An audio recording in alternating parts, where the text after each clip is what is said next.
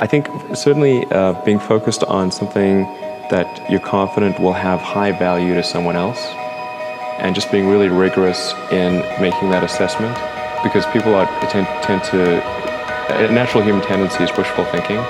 So a challenge for entrepreneurs is to say, well, what's the difference between really believing in your ideals and sticking to them versus pursuing some unrealistic dream that doesn't actually have merit? That is a really difficult thing to tell. Can you tell the difference between those two things? So you need to be sort of very rigorous. I think certainly extremely tenacious, and then just work like hell. I mean, you just have to put in, 80-hour weeks every week. All those things improve the odds of success. If other people are putting in 40-hour work weeks and you're putting in 100-hour work weeks, then even if you're doing the same thing, you know that you will achieve in 4 months what it takes them a year to achieve.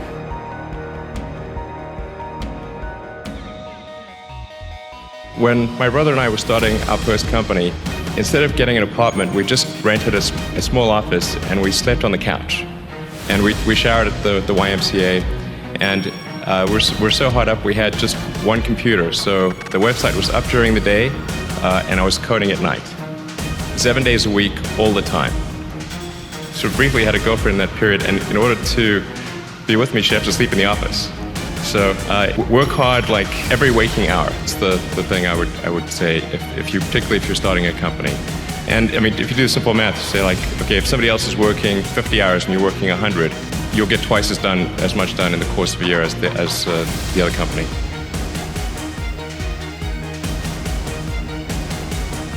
In 2001, was just talking to a friend of mine. He asked me what I was going to do after PayPal, and I thought, well, I was wondering, like, I'd like to get involved in space, but I just didn't think there was anything I could do as an individual. But I was curious as to when NASA would be sending a team to Mars, because that was always going to be the thing to do after the moon. I figured that there'd be some plan, and I'd just go to the website and I could read the schedule. Actually, there wasn't anything on the website, and is it secret? I don't know. But it turned out that NASA had done a study on what it would cost to do a manned Mars mission, and this was under Bush the First. He asked for a 90-day study shortly after taking office. And NASA came back with a $500 billion price tag. And he said, okay, maybe not. That's when $500 billion was serious money. So then that got totally shelved, and it was like you were not allowed to talk about any kind of crewed mission to Mars at NASA. Anyway, but I thought, well, if I can do something that would galvanize public interest, and then that public interest would translate to additional appropriations from NASA and increase their budget, then maybe they could do it. So actually what I sort of thinking I would do is send a small greenhouse to the surface of Mars with seeds in dehydrated gel, and the public tends to respond to precedents and superlatives. So this would be the furthest that life's ever traveled, the first life on Mars. I tried to figure out how to do this with the proceeds that I had from PayPal, and I was able to figure out how to get the cost of the spacecraft down and the communications and the little greenhouse and everything. But the one thing I couldn't compress was the cost to launch, because there are only a few options. And the US options were way too expensive. And so I ended up going to Russia 3 times to try to buy. It wouldn't really matter. Like, I actually came to the conclusion that my initial premise was wrong. It's really fundamental to psyche. So if people think there's a way, I think it would actually get a lot of support. It can't be just banging your head against the wall. I got to believe that this can be done without breaking the federal budget. So that's when I said, okay, well, is there some way to affect the cost of space transport? And got together with a group of people over a series of Saturdays just to try to understand, is there something fundamentally super expensive about rockets, or can the cost be substantially improved? We had a bunch of those kind of brainstorming sessions, and I couldn't see any fundamental obstacle to improving the cost of rockets. So that's when I started SpaceX. At the point, I would say the probability of success was definitely less than 50%. I thought it would most likely not succeed. But it was worth a try.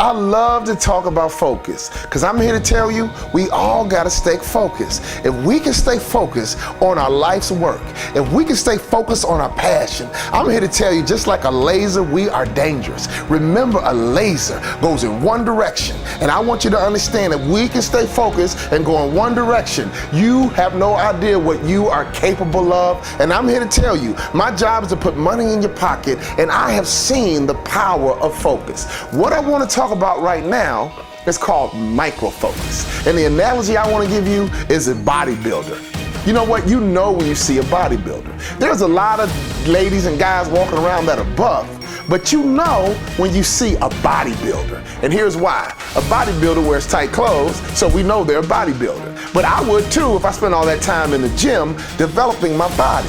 But the one thing I love about bodybuilders is that their muscles have muscles. I mean, when you see a bodybuilder flex, all of a sudden you see muscles that I don't even know I had. All of a sudden I realize, you know what, I got those same muscles somewhere down there, but they're just not extruding because I don't spend the kind of time that a bodybuilder spends. But that's the analogy.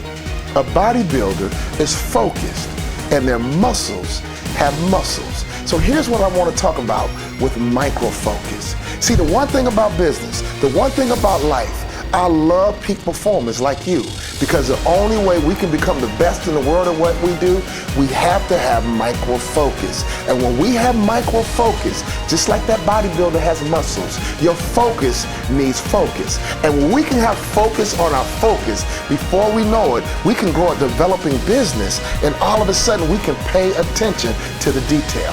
Many businesses are average only because they don't pay attention to details. There was a long time I was average, but I began to pay attention to detail, and by paying attention to detail, I realized you can separate yourself from the competition. So I want to position you to separate yourself from the competition. You don't want to be in the pack called average. I understand you're a peak performer. You got it in you, baby, but the only way we can bring it out is that we got to create what I call micro focus. And when your focus has focus, all of a sudden you can pay attention to every single gory detail, and that's what can position you as a peak performer. You will never ever meet a peak performer in your life that does not pay attention to detail. So just like a bodybuilder has muscles on muscles, you gotta have focus on focus. Here's the one thing that can break our focus. Here's the one thing that I've struggled with for years, a good idea.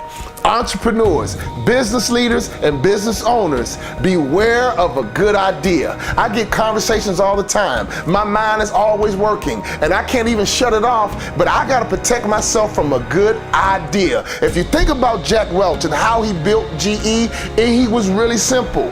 He was very focused. In fact, he only built business units that were profitable. If he had any business unit that was not profitable, he shut it down or sold it. Do you guys know how many business people can have a failing business unit, and all of a sudden the instinct is to give all the attention to the failing business unit and leaving the business unit that makes the most money to neglect? That is not smart. Make sure inside your business to make sure you focus on the business units that give you the biggest return, that give you the biggest bang on your buck. Always make sure your focus is on the things inside of your company that give you the biggest return. I'm here to tell you, the next time you see a bodybuilder and you see that frame and those muscles have muscles, I want you to remember this presentation. I want you to understand that if you have micro focus, you can give your focus.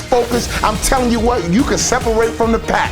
I have never been around a peak performer who was not micro focused. In other words, you got to get down to every little gory detail. And if you can get that micro focus, if you can get a chance to pay attention to detail, that's how you break out of the pack. That's how you go from being average to a above average performer. If you can pay attention to detail and let your focus have focus and not be distracted by a good idea, just like a laser, you can be dangerous.